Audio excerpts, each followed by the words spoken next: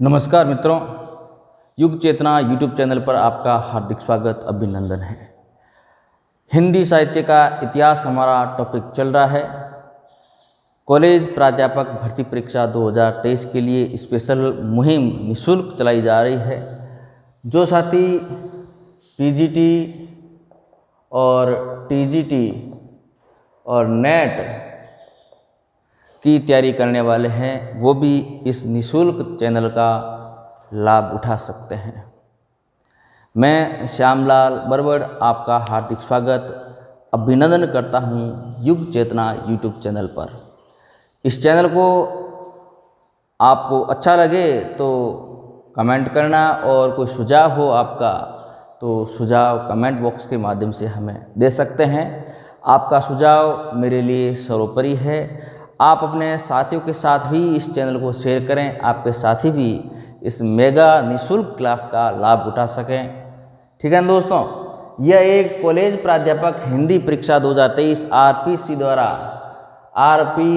द्वारा संचालित व्याख्याता भर्ती परीक्षा के लिए निःशुल्क मुहिम है।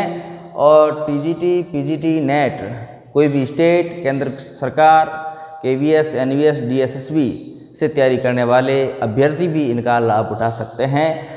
हमने राम भक्ति काव्य पूर्ण कर लिया। आज मैं लेकर आया हूँ कृष्ण भक्ति काव्य धारा।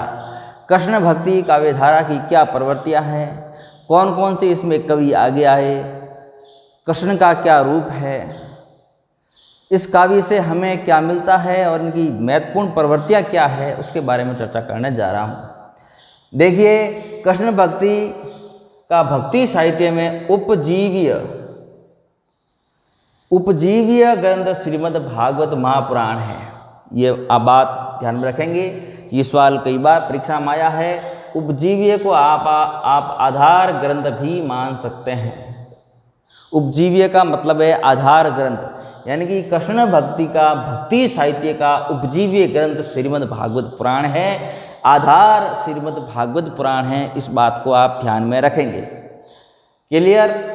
कई बार अभ्यर्थियों को समझ में नहीं आता है कि उपजीव्य क्या होता है, तो मैं बता देता हूँ। उपजीव्य आधार, किसका आधार मानकर कृष्ण भक्ति साहित्य लिखा गया, तो श्रीमद् भागवत पुराण को आधार मानकर कृष्ण भक्ति साहित्य लिखा गया। कृष्ण भक्ति धारा में कृष्ण के लोक रंजक और लीला पुरुष के अवतार के रूप में प्रस्तुत करने वाला प्रथम भक्ति संप्रदाय है निम्बारक संप्रदाय। इस बात को आप इम्पोर्टेंट मान लें। ये सवाल कई बार टीजीटी, पीजीटी और नेट में पूछा गया है। लोक रंजक और लीला पुरुष, कृष्ण भक्ति धारा में कृष्ण को लोक रंजक के रूप में या लीला पुरुष के रूप में मानने वाला संप्रदाय है वो निम्बारक संप्रदाय है। दोस्तों, आप इम्पोर्टेंट लगा लेना, क्योंकि ये सवाल ऐसे ही परीक्षा में पूछा जाता है। ऐसे ही पूछा जाता है, कृष्ण भक्ति धारा में कृष्ण को लीला पुरुष मानने वाला प्रथम भक्ति संप्रदाय कौन सा है, तो निम्बारक संप्रदाय है। दोस्तों, इस बात को आप ध्यान में रखेंगे। निम्बारक संप्रदाय के बारे में अगर मैं बात करूं तो इस संप्रदाय के प्रवर्तक है निम्बारकाचार्य, जिसका समय है 1114 से 1162 तक का इनका समय है। निम्बारकाचार्य निम्बारका संप्रदाय के प्रवर्तक माने जाते हैं। दोस्तों, इस बात को आप ध्यान में रखेंगे। इस संप्रदाय को हंस संप्रदाय, सनक संप्रदाय या द्वैत संप्रदाय कहा जाता है। वेरी मोस्ट इम्पोर्टेंट है। इनमें से एक सवाल आपको परीक्षा में देखने को मिलेगा, चाहे टीजीटी हो, पीजीटी हो, नेट हो, कोई लेक्चरर हो, एक सवाल आपको देखने को मिलेगा। किस संप्रदाय को सनक संप्रदाय कहते हैं, किस संप्रदाय को द्वैताद्वैत संप्रदाय कहते हैं, किस संप्रदाय को हंस संप्रदाय कहते हैं, या हंस संप्रदाय के प्रवक्ता कौन हैं, या सनक संप्रदाय के प्रवक्ता कौन हैं। तो देखिए, निम्बारक संप्रदाय को हंस संप्रदाय कहते हैं। इस बात को आप कॉपी में लिखते जाइए। मैंने पहले भी आपको बताया था, जब भी इस चैनल में आप पढ़ने बैठते हैं तो कॉपी और पेन साथ में रखिए, लिखते रहिए। निम्बारक संप्रदाय को हंस संप्रदाय कहते हैं, इनको सनक संप्रदाय कहते हैं, इनको द्वैताद्वैत संप्रदाय कहते हैं। ये बहुत ही अच्छा सवाल है और बहुत ही वेरी मोस्ट सवाल है। द्वैताद्वैत वाला सवाल मिलान में पूछ लिया जाता है। एक तरफ संप्रदाय होते हैं, एक तरफ प्रवक्ता होते हैं। इस संप्रदाय की सबसे बड़ी पीठ सलेमाबाद अजमेर में है दोस्तों, इस बात को आप ध्यान में रखेंगे।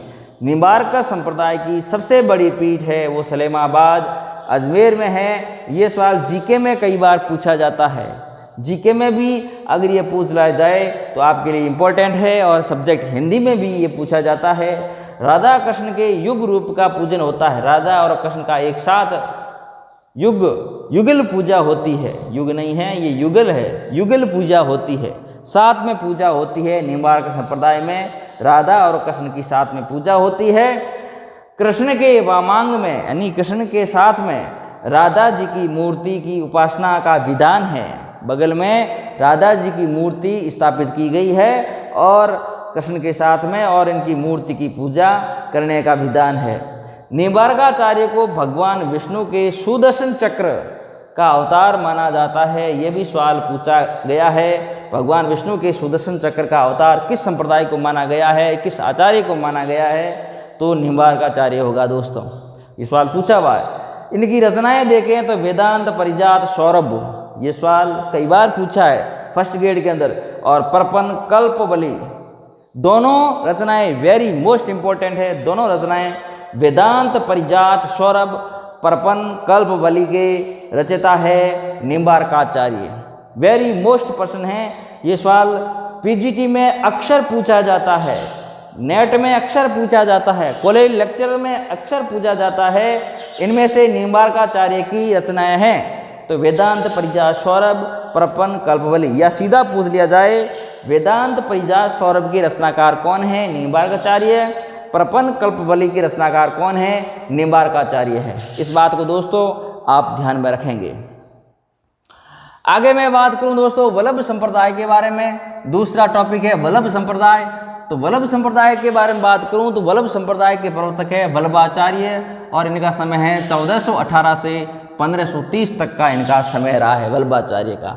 इस संप्रदाय में कृष्ण को पूर्णानंद स्वरूप, पूर्ण पर ब्रह्म पुरुषोत्तम के रूप में पूजा जाता है। बहुत ही इंपॉर्टेंट सवाल है, बहुत ही इंपॉर्टेंट है, परीक्षा में पूछने लायक क्वेश्चन है। मैं कहता हूँ बोर्ड को ऐसे सवाल पूछने चाहिए जिससे अभ्यर्थियों की मेहनत रंग लाती है, जो कठिन मेहनत करते हैं उनका सिलेक्शन होता है। इस संप्रदाय यानी वल्लभ संप्रदाय में श्री कृष्ण को पूर्णानंद स्वरूप, पूर्ण पर ब्रह्म पुरुषोत्तम के रूप में पूजा जाता है। ये सवाल इंपॉर्टेंट है, परीक्षा में पूछा जा सकता है। पूर्णानंद स्वरूप, पूर्ण पर ब्रह्म पुरुषोत्तम के रूप में पूजा जाने वाला कौन सा संप्रदाय है, वल्लभ संप्रदाय है। ये सवाल अच्छा है, परीक्षा में पूछने लायक है। प्रधान पीठ नाथद्वारा सिहाड़ राजसमंद में स्थित है। सिहाड़ के बारे में जीके में कई बार सवाल पूछा जाता है। सिहाड़ स्थित है नाथद्वारा में। सिहाड़ प्रसिद्ध है कृष्ण भक्ति, कृष्ण पूजा के संबंध में, है ना। प्रधान पीठ नाथद्वारा में स्थित है। अष्टयाम पूजा पद्धति यानी 8 बार पूजा का नियम चलता है नाथद्वारा में। कृष्ण के पूरे दिन में श्री कृष्ण के 8 बार पूजा होती है और 8 बार अलग अलग योग से पूजा होती है। इस बात को ध्यान में रखेंगे। ये सवाल परीक्षा में कॉलेज लेक्चर में पूछा गया सवाल है दोस्तों, इस बात को ध्यान में रखेंगे। और ये भी सवाल है पूर्णानंद स्वरूप, पूर्ण परब्रह्म पुरुषोत्तम, ये भी 2018 के कॉलेज लेक्चर में पूछा गया सवाल है। इस बात को भी आप ध्यान में रखेंगे। अब 8 बार कैसे पूजा जाता है? पहले सर्वप्रथम श्री कृष्ण का मंगलाचरण होता है, उसके बाद में श्री कृष्ण का श्रृंगार होता है, उसके बाद में ग्वाल बाल आते हैं, उसके बाद में राजयोग होता है, राजयोग होता है, उसके बाद में उत्थान होता है, फिर भोग होता है, श्री कृष्ण को लड्डू खिलाए जाते हैं, फिर संध्या की आरती होती है, उसके बाद में श्री कृष्ण शाम को सोते हैं, शयन। ये 8 बार श्री कृष्ण की पूजा होती है। ये पूजा होती है नाथ द्वारा सिहाड़ राजसमंद में, जो इनकी मुख्य पीठ है वल्लभ संप्रदाय की, वहाँ पे होती है। अब महत्वपूर्ण ग्रंथ कौन कौन से इनके देखिए। वल्लभाचार्य के प्रमुख ग्रंथ पूर्व मीमांसा भाष्य, इंपॉर्टेंट सवाल है, हर कंपटीशन में पूछा जाता है, कॉलेज लेक्चर में यह पूछा जाएगा, ध्यान रखना। और उत्तर मीमांसा भाष्य या परब्रह्म अणुभाष्य, यह भी इंपॉर्टेंट है, वल्लभाचार्य का ग्रंथ है ये, ठीक है ना, पूछ लिया जाएगा। उत्तर मीमांसा भाष्य या ब्रह्म सूत्र अणुभाष्य, संबंध रखते हैं। वल्लभाचार्य किसके ग्रंथ है? वल्लभाचार्य ग्रंथ है, ठीक है ना। अणुभाष्य ग्रंथ में शुद्धाद्वैतवाद सिद्धांत की दार्शनिक व्याख्या हुई है अणुभाष्य में। अब यहाँ से सवाल पूछा जाएगा शुद्धाद्वैत सिद्धांत की दार्शनिक व्याख्या किस ग्रंथ में हुई है? तो अणुभाष्य ग्रंथ में हुई है। अणुभाष्य के रचनाकार कौन है? वल्लभाचार्य जी है, इस बात को ध्यान रखेंगे। और इस ग्रंथ को वल्लभाचार्य के पुत्र विठलनाथ ने पूर्ण किया है, क्योंकि वल्लभाचार्य इस ग्रंथ को पूर्ण नहीं कर पाए थे तो उसके पुत्र विठलनाथ जी वे उन्होंने इस ग्रंथ को पूर्ण किया। वल्लभाचार्य के अन्य ग्रंथों में श्रीमद् भागवत की सूक्ष्म टीका, द्वीप निबंध तथा 16 छोटे छोटे प्रकरण प्रसिद्ध है। इस बात को ध्यान रखेंगे। वल्लभाचार्य के अन्य ग्रंथों में श्रीमद् भागवत की सूक्ष्म टीका जिसका नाम है द्वीप निबंध, ऐसा सवाल पूछ लिया जा सकता है, तथा 16 छोटे छोटे प्रकरण प्रसिद्ध है। दोस्तों ध्यान रखेंगे।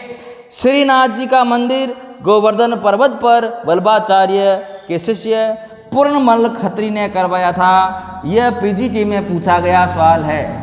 पीजीटी 2018, 2016 कंटिन्यू 2013 में पूछा गया ये सवाल है। श्रीनाथ जी का मंदिर गोवर्धन पर्वत पर वल्लभाचार्य के प्रमुख शिष्य पूर्णमल खत्री ने बनाया था। और यह सवाल बहुत ही इम्पोर्टेंट है। 2018, 16, 13 पीजीटी में भी सवाल पूछा गया है। हो सकता है कॉलेज लेक्चर में भी सवाल ये पूछ लिया जा सकता है। वल्लभाचार्य के 84 शिष्य हुए। कितने शिष्य हुए? 84 शिष्य हुए थे, जिनका विस्तार से वर्णन इनके पुत्र द्वारा रचित 84 वैष्णव की वार्ता के रूप में हुआ है। और इनके पुत्र का नाम है विठलनाथ। वल्लभाचार्य के 84 शिष्य हुए, इनका जो उल्लेख है विठलनाथ के 84 वैष्णव की वार्ता में मिलता है। आज दोस्तों इतना ही। आगे मैं अगला कृष्ण भक्ति संप्रदाय से संबंधित टॉपिक लेकर आऊँगा। तब तक मुझे इजाज़त दीजिए। हाँ, आपसे एक निवेदन है, आप कोई सुझाव देना चाहते हैं, कुछ हमें कहना चाहते हैं तो कमेंट बॉक्स में कमेंट करके हमें बताएं। इस चैनल को ज़्यादा से ज़्यादा शेयर करें। मैं आपका अति आभारी रहूँगा। नमस्कार, धन्यवाद।